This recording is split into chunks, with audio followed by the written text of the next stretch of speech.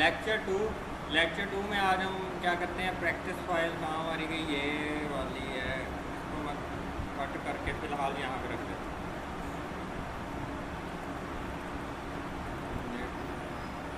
ये हमारी last lecture वाली फाइल है, इसको कट किया।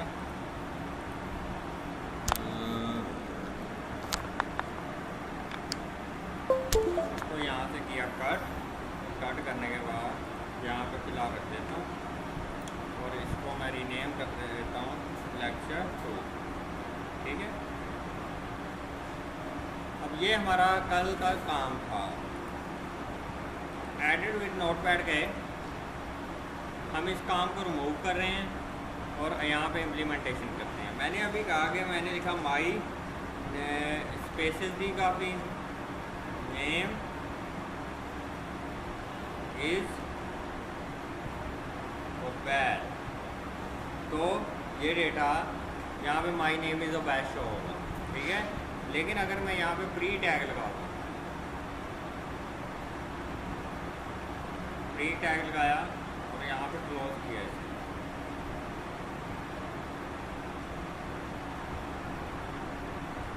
ठीक है, तो ये डेटा इस तरह ही शो होगा जैसे वहाँ पे हमने लिखा। जितने टैब जितनी स्पेसेस हैं सारा वैसे ही डेटा शो होगा। ये जगह इससे पहले इतनी स्पेस 2 टैब थे, उतना 2 टैब छोड़ के ही डेटा लिखा है यहाँ पे। ठीक है, ये होता है प्री टैग कि जिस तरह डेटा लिखा वैसे ही डेटा आपका शो होगा। अच्छा, उसके बाद हमने किया डेल टैग। यहाँ पे मैं एक वैल्यू लिखता हूँ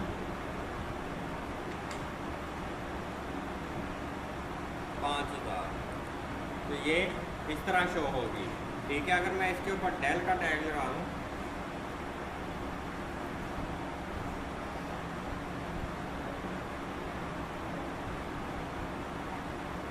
तो ये इसके ऊपर क्रॉस लग जाएगा, लाइन लग जाएगी। ठीक है, ये होता है डेल का टैग। इसके सामने ही अगर मैं वैसे डेटा लिख दूँ 2000, तो वैसे तो ये डेटा इस तरह जो होगा, लेकिन अगर INS लगा दें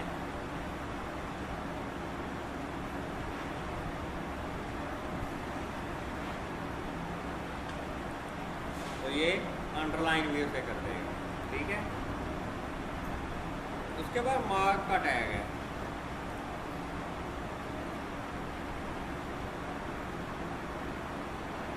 PHP is a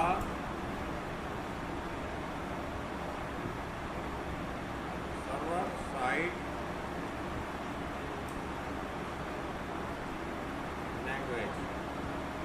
ठीक है, ये ऐसे आ गया PHP या सर्वर साइड लैंग्वेज। मैं यहाँ PR लगा देता हूँ, यहाँ HR लगा देता हूँ। ठीक है, और मैं यहाँ पे सर्वर साइड को कहता हूँ हाईलाइट करना है। मैंने यहाँ सर्वर मार्क लगाया और यहाँ पे भी मार्क लगाया, तो ये क्या होगा, ये उसको हाईलाइट कर देगा सर्वर साइड। ठीक, उसके बाद हमारे पास था क्यू टैग। मैंने कहा कि क्यू टैग इसलिए होता है उसके साइड पे हम क्वेट्स लगा देते होते हैं। ठीक है, जैसे डेटा लिखते हैं हम, कौन सा लेक्चर 1 में जाके ये वाला पैराग्राफ ओपन कर दिया, यहाँ पे लगा दिया। ठीक है, मेरे पास डेटा कुछ इस तरह शो होगा। ठीक है, मैं कहता हूँ कि ये the application use for wide range of purpose, इसके ऊपर मैंने क्वेट्स लगाना है। तो मैं यहाँ पे जाऊँगा, द एप्लीकेशन यहाँ पे लगाता हूँ क्यू टैग और पर्पस तक मैं ले जाता हूँ। क्यू टैग पर्पस तक लगा दिया, तो मेरे पास डेटा ये देखिएगा, इसके इर्द गिर्द ऑटोमेटिकली ये कॉमास लग गए। ये देखिए, एक ये और एक ये, जूम करके दिखा देता हूँ कहाँ गया, यहाँ से लेके यहाँ तक ये देखो, इनके इर्द गिर्द कॉमास लग गए। आगे हमने एक पढ़ा था ब्लॉक पॉइंट, तो ब्लॉक पॉइंट मैं इस पे लगाता हूँ MySQL is the relational database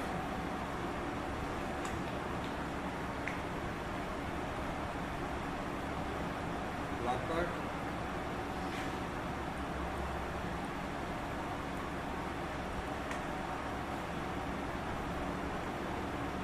यहाँ पे इसको क्लोज कर दिया, रिफ्रेश किया तो ये देखें उसने इधर से भी स्पेस छोड़ दी, इधर से भी स्पेस छोड़ दी और इधर से भी स्पेस छोड़ दी, एक अलहदा पोर्शन कर दिया। अब इसके ऊपर आप क्यू टैग लगा के कॉमास लगा सकते हैं। ठीक हो गया। अब उसके बाद आ जाता है HTML कमेंट्स। कमेंट्स कैसे दिया जाता है, यहाँ पे मैं दे देता हूँ कमेंट्स, और इन दो के सेंटर में मैं लिखूंगा दिस इज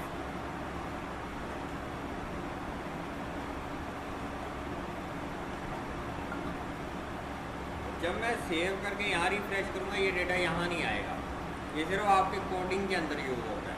ये कोडिंग आप कमेंट्स दे के देख सकते हो या नेक्स्ट टाइम आप जब भी यहाँ पे ओपन करोगे आपको पता चल जाएगा this is a free tag आपने लिखा है तो आपको पता चल जाएगा ये फ्री टैग है। उसके बाद फ्री टैग के बाद अगला काम आ जाता है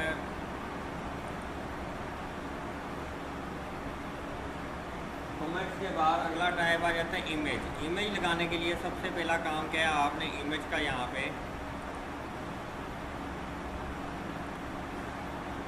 पे जाके इमेज का टैग लगाना है, IMG इमेज का टैग लगाएंगे। उसमें दो चीज़ें हैं, एक SRC सोर्स है और तीसरी एक है आर्ट। ठीक है, आर्ट में आप लिख देते हैं नो इमेज।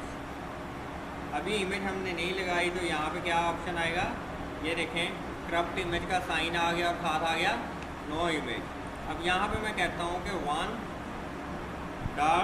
1.jpg, मैं इसको सेव करता हूँ, रिफ्रेश करता हूँ, उसे इमेज नहीं मिला। क्यों नहीं इमेज मिला, क्योंकि इमेज उस लोकेशन पे पड़ा नहीं है। लेट्स को ये वाली इमेज जो है इसको मैं रीनेम 1 कर देता हूँ।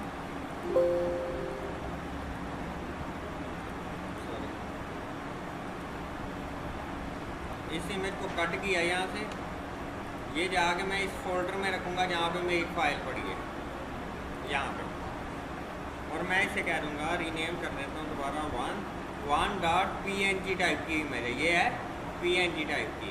तो मैं यहाँ पे क्या लिखूँगा जाके 1.png।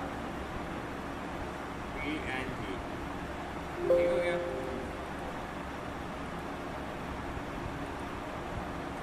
तो ये देखें नीचे इमेज वो वाला शो हो गया। ठीक हो गया। अब इमेज जो है बहुत बड़ा है इसलिए ये स्क्रॉल बन गया।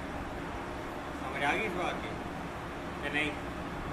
इसके एट्रीब्यूट और भी होते हैं, विड्थ और हाइट के। आप विड्थ यहाँ पे दे दो, विड्थ दे दो, आप कहते हैं कि ये 100% हो। 100% का क्या मतलब होता है, जो स्क्रीन का साइज है उस हिसाब से एडजस्ट हो जाए। ये देखें ये पूरा जैसे हमारी वेबसाइट है वो बिल्कुल एडजस्ट यहाँ पे हो गई। ठीक हो गया। ये साइडों पे बिल्कुल 100% हो गई। ये देखें यहाँ पर, इससे बाहर नीचे स्क्रॉल नहीं बन रहा। ठीक है। उसके बाद लिंक आ जाता है, मैंने लगाया यहाँ पे एंकर टैग। एंकर टैग लगाया और यहाँ पे लिख दिया क्लिक है। रिफ्रेश किया तो ये मैसेज नीचे आ जाएगा, लेकिन ये क्लिकेबल नहीं है। क्यों नहीं है? क्योंकि इसके अंदर हमने href नहीं दिया। href का एट्रीब्यूट देंगे तब ये क्लिकेबल होगा। इस href के अंदर चाहे वैल्यू लिखो या ना लिखो। तो अब ये देखें ये क्लिकेबल हैंड बन रहा है इसके ऊपर आएंगे तो हैंड बन रहा है। ठीक है।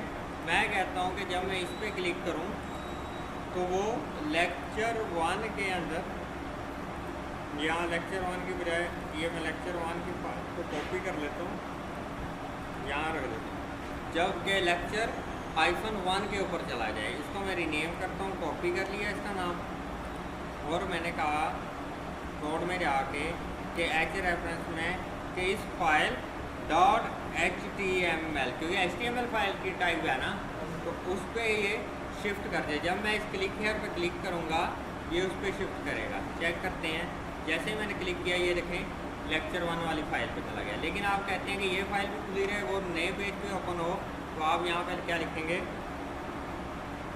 टारगेट _